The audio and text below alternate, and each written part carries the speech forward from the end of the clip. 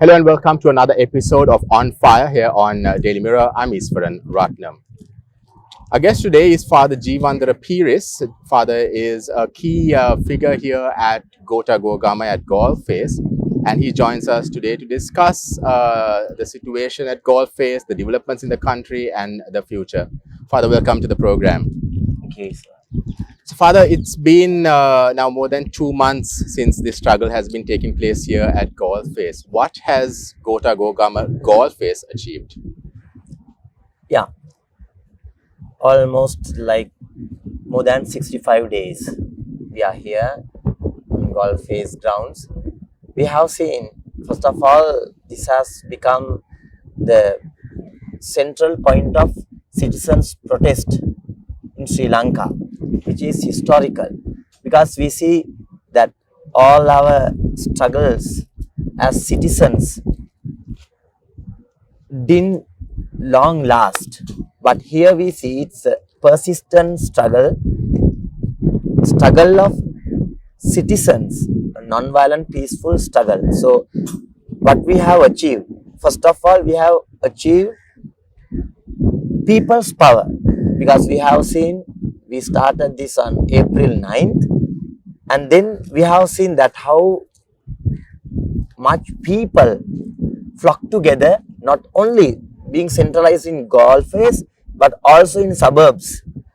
Therefore, I think as we discuss about the freedom struggle of Sri Lanka, this is a historical moment where all the people, different walks of people come together irrespective of their religion, race and creed, party politics. Beyond all these limitations, people as citizens have come together.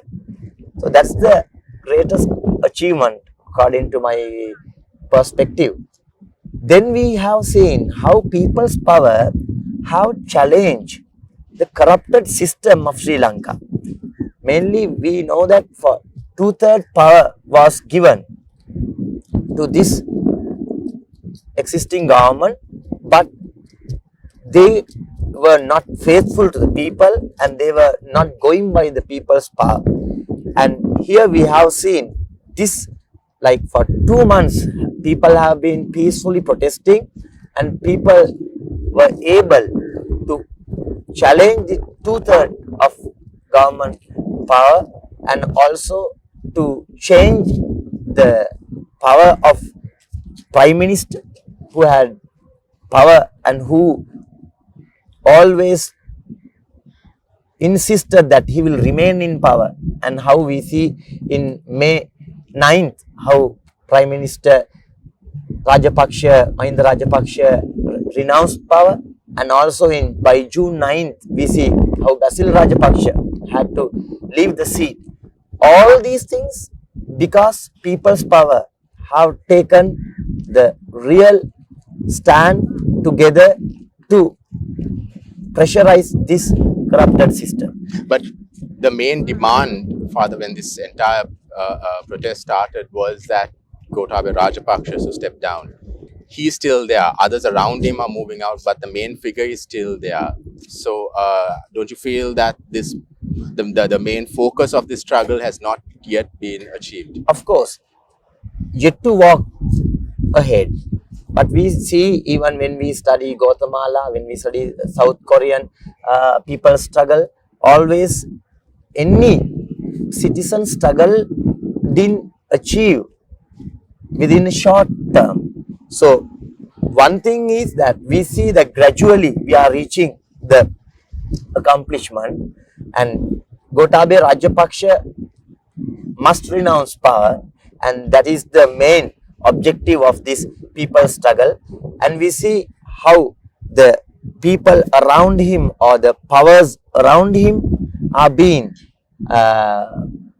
gone away, and we hope and we are convinced that Gotabaya Rajapaksa as a president also in no time, in short time, will have to renounce, because there will be more and more power of people coming together. We see today everywhere in the streets how the women come to the streets to give their cry of the kitchen, and how different walks of people like students and farmers and all the trade unions come together. So we know and we are convinced in short while president also will have to leave, because all the chaos he has created in this country because of him and because of the Rajapaksa regime. So you're confident that he will leave, although he had mentioned recently that he will continue for his full term, that he will not leave immediately. You are somehow confident that he will renounce this. Any dictator would not say that I will renounce power. That's the dictatorship. But we know that with the people's power, dictatorship will not reign. Do you think that the Basil Rajapaksa stepping down, the cabinet changing, and all that is sort of a diversional tactic that they are trying to shift focus away from Gotabaya Rajapaksa as president and trying to shift focus and try to convince the protesters that something is happening when the main issue is not being addressed. Of course, we understand the tactics, political tactics, and we are conscious that they don't want to leave power as President Gotabaya Rajapaksa, so they try to deviate the whole thing. But we know that sooner or later he will have to renounce, because the people power day by day is coming up together. So first of all, we have to clean the system.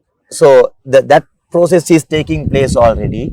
So we know that president also will have to obey the people's power in no time. Do you feel that, some people are of the opinion that this Aragalaya is not helping the country, but it's only affecting the country, a country which is already suffering economically, that this is also adding to the economic pressure? How would you respond? Yeah, that's an opinion. But we see today all the fuel queues in Sri Lanka, the health crisis, the food crisis is already started. We see already how single parents and mothers are pushed to commit suicide. And all these economical, political, social crises not naturally brought to Sri Lanka, not because of COVID-19, not because of this global financial crisis. This is perfectly and precisely of Rajapaksa regime. They are the people who created this. Therefore, what we do is that we stand by people and we voice people's struggle together as a collective. So this is a universal collective. This is nothing else. We are promoting people's power and we are voicing the voiceless people's power. Therefore, some they interpret this as another burden to Sri Lanka.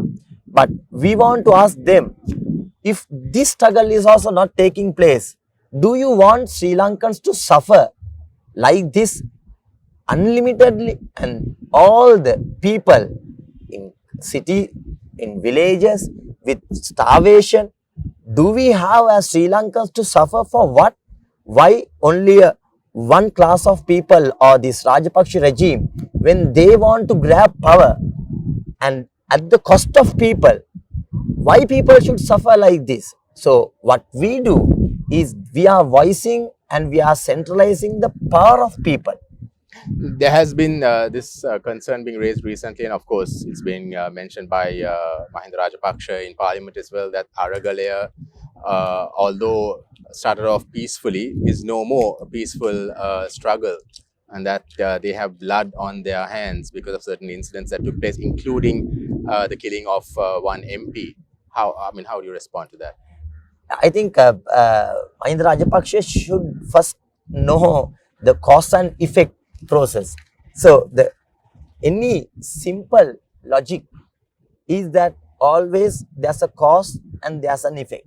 So this Aragalaya, this citizens' protest of Sri Lanka, took place already for one long month, very non-violently, peacefully, and more than that as a cultural revolution, very much expressed in cultural way through cinema, music, theatre, drama, libraries and university discussions, so many expressions. what we see in Europe today. So all these creative expressions took place in a very creative and peaceful way till May 9th. And May 9th, this Rajapaksa regime mobs assault this place, and we were non-violent, and we were about 120 people here, and we defended ourselves by just confronting them non-violently. So they started this in temple trees. So that is Mahinda Rajapaksa's place, and he and all the other ministers are responsible for this, and they are the mobs who created the whole story, and they attacked this place, the golf face, silent and very creative protesters, and that was the cause. Mahinda Rajapaksa who conspired this whole system, and we saw how people in Sri Lanka reacted this. That is the effect. So who has blood in the hands? This is Rajapaksa regime and all the ministers, and still they are out there, whereas so many innocent peaceful protesters are, we know, nearly 2,600 normal people are questioned and arrested, and some are already in jail. But still, those who conspired and those who really invented this whole thing are still outside. So who has blood in the hands? So protesters, as non-violent protesters, they don't have blood. We see still in the golf face protest grounds or in the other protest grounds, still the non-violent peaceful protest is taking place. So therefore, that's a argument, baseless argument or baseless challenge they have given, or the Mahinda Rajapaksa. I feel he wanted to shift his guilt complex, because they know jolly well that they have blood in their hands, not only because of Aragalaya. For long time, always they had this power, always with the blood and killings and murdering. So they try to shift this, thinking that our citizens in Sri Lanka will be drifted away. But Sri Lankans today have understood who has blood in their hands. So you're saying no one from who's involved in this protest was involved in the incidents that took place outside this area, the attack on the MP who was killed and the violent incidents.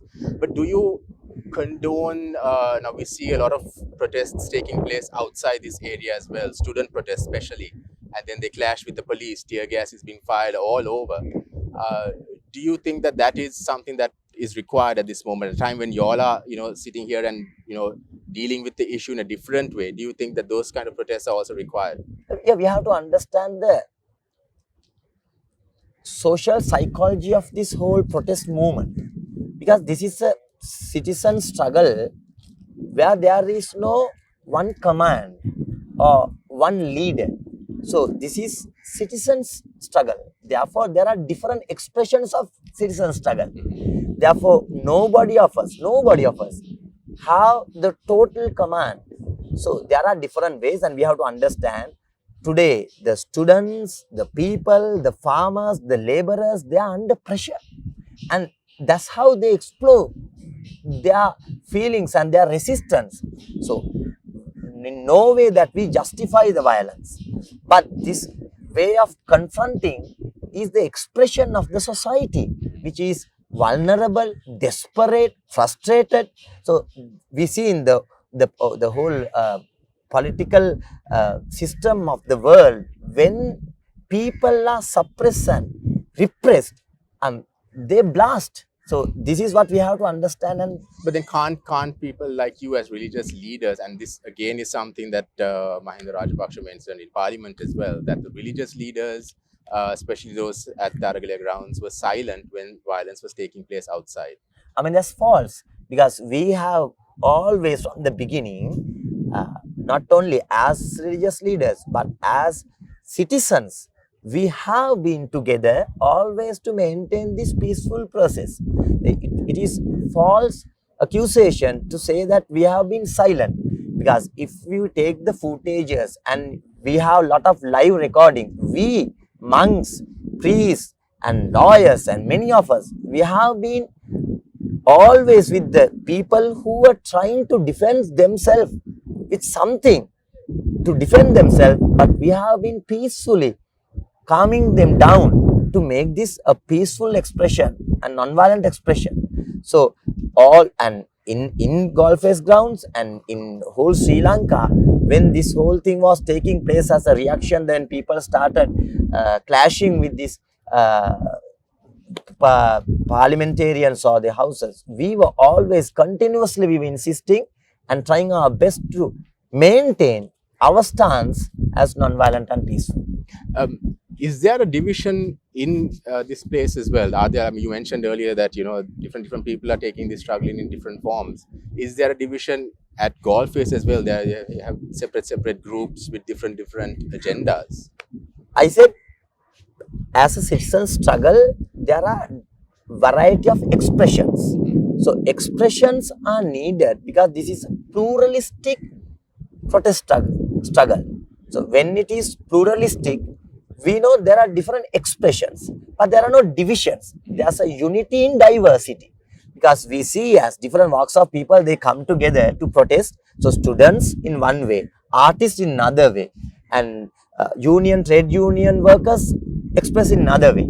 So there are different ways. So it's a diversity, but there's a unity, because unity is one objective to change the system. I mean, something else that is being spoken of these days is the struggle diminishing. Are people losing interest? Crowds in numbers are dropping. Do you see that interest in this whole struggle now slowly dying off?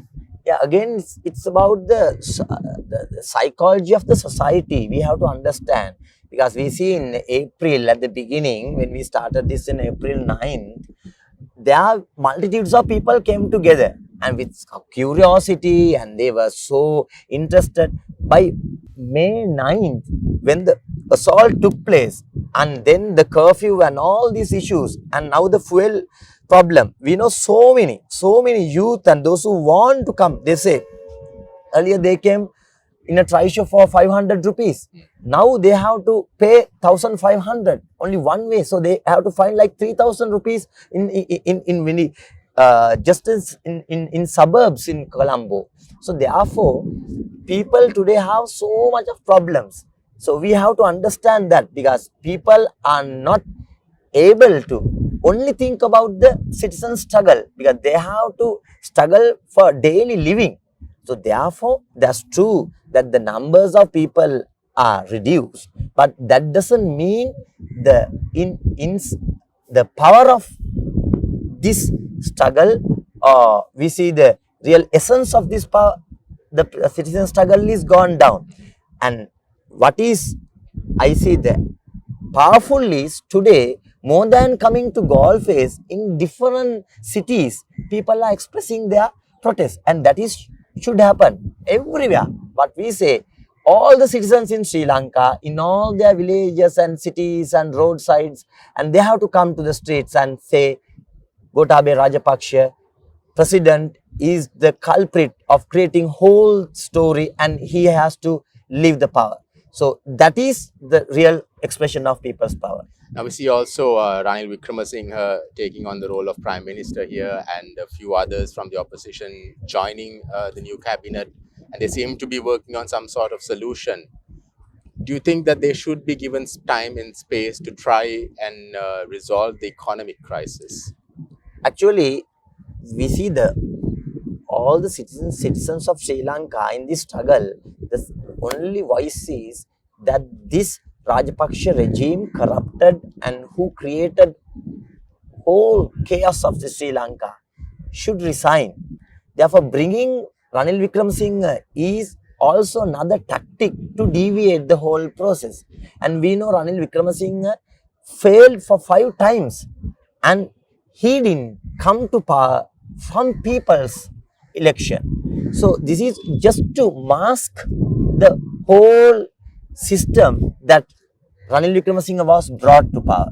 So we don't believe that Ranil Wickramsingha, who failed for 5 times, will be able to save Sri Lanka. No way, because already the food crisis and the health crisis is day by day coming up. And Ranil Wickramsingha won't be able, because already we know international community and the whole support system is no more with this existing system. Therefore, Ranil Wickramsingha won't be able to do this, and Sri Lankans also as a whole will not help him, because this is solved only this Rajapaksa regime, and this president should renounce power. But then what's the solution? If we don't have Gotabaya Rajapaksa, we don't have Ranil Wickramsingha, then who comes in, who resolves this? Yeah, so that is why we say constitutional change is important and it is essential.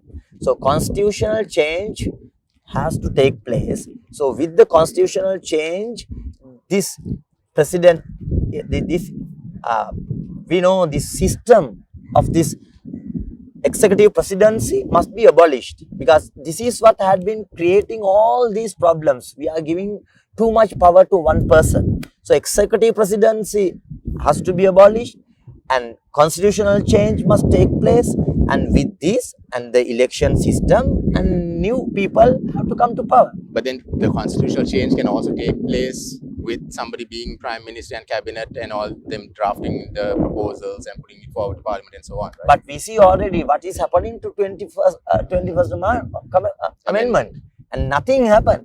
This is all just to eyewash.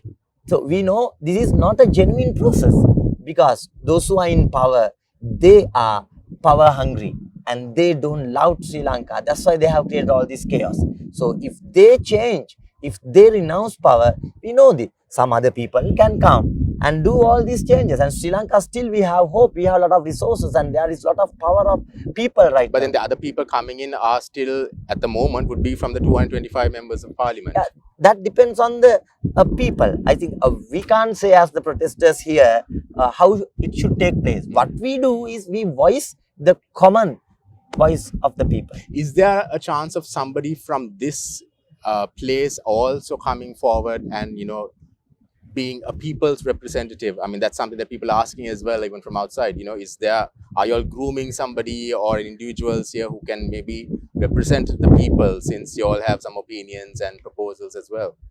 What we know right now is that because of all these crises, we have come together to protest as Sri Lankans.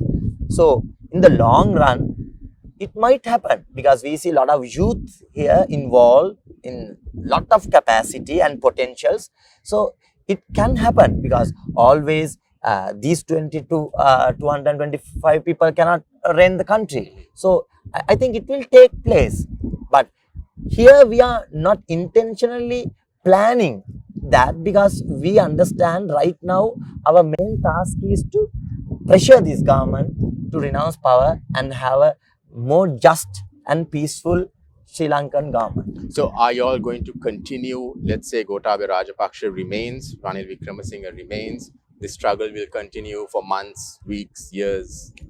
Yeah, till we achieve the last objective, we will continue, and that is the consistency of a normal citizen struggle. So this consistent struggle will continue till we achieve the objective.